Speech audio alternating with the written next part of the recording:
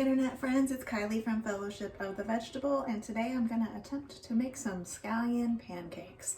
So the two internet trends I've been seeing all over the place during this quarantine is whipped coffee and scallion pancakes.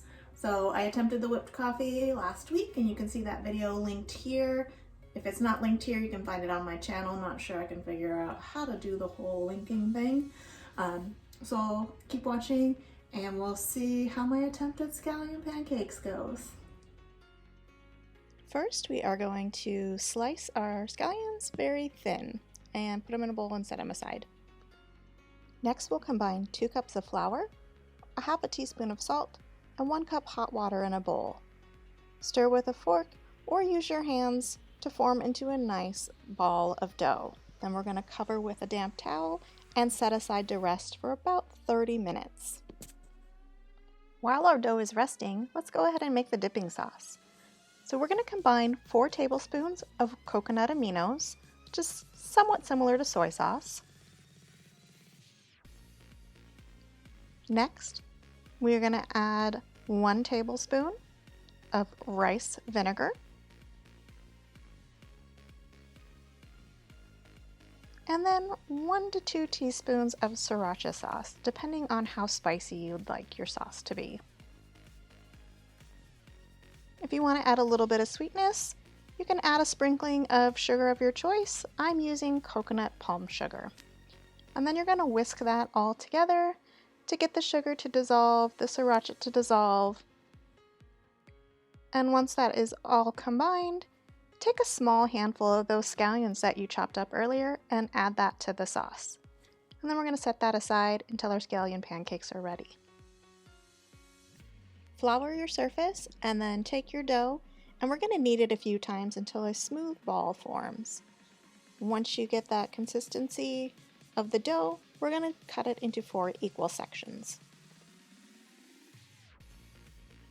So take your first section and we're going to roll it out as thin as you possibly can and then sprinkle it with your sliced scallions. Next, we're going to roll it up kind of like a burrito. My dough got really sticky and I'm not quite sure why. I'm sure I did something wrong. And then once you've got that in a roll, we're going to turn that into like a pinwheel. So kind of roll that long roll in on itself and then flatten out again. We're going to do that process one more time. In theory, trying to get some flaky layers in this dough, I may have added too much flour. And then we're going to sprinkle with some toasted sesame oil. You can spread that out in that layer and repeat that process one more time with the rolling and the pinwheel and the flattening out and continuing to roll the dough until you have a nice thin pancake. Repeat that process with the other 3 sections. Heat about 1/4 cup of cooking oil in the skillet over medium-high heat and place your scallion pancake in the hot oil. Cook for about 2 to 3 minutes per side until you reach a nice golden brown color.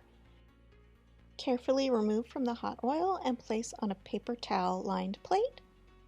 And then you're going to sprinkle it with some salt. And there you have a nice golden brown, delicious, crispy scallion pancake. Look how pretty. Alright, so we have fried up our scallion pancake and now we're going to give it a little taste test.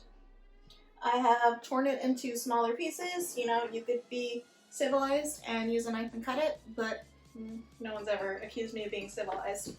So I tore it up into little pieces, dipped it in that dipping sauce that we made, and let's give it a try.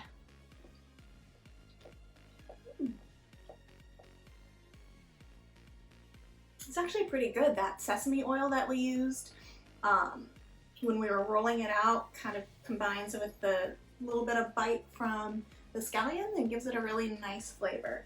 So I have never actually tried authentic scallion pancakes, so I can't make a comparison, but these taste good, and at the end of the day, that's all that really matters, right? So if you want to give it a try, let me know how it goes in the comments below. I hope this video finds you healthy and happy. That's all we can ask for right now during this pandemic. And thank you for watching. Bye.